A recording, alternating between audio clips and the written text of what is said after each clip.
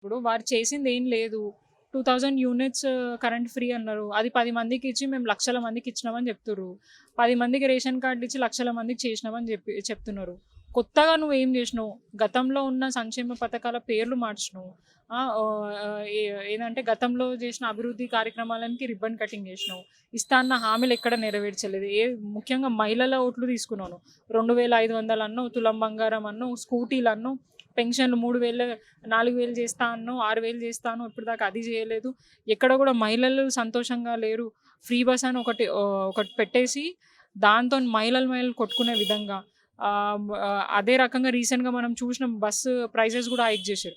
అంటే అదే మహిళకి ఫ్రీ పెడతావు, వాళ్ళ ఇంట్లో ఉన్న ఏమంటారు జెంట్స్ దగ్గర నుంచి ఎక్కువ టికెట్ పైసలు గుంజుతావు. అంటే ఇదేమి అరాచకం, ఇదేమి అడ్మినిస్ట్రేషన్ అర్థం అవ్వట్లేదు. అండ్ కొత్తగా వాళ్ళు వచ్చి ఇక్కడ చెప్పేది కూడా ఏం లేదు. గతంలో ఉన్న మేనిఫెస్టో ప్రకారమే పోతున్నారు. మేము అవి చేసినాం ఇవి చేసినాం అని ఏవో 2-3 చెప్పుకొని.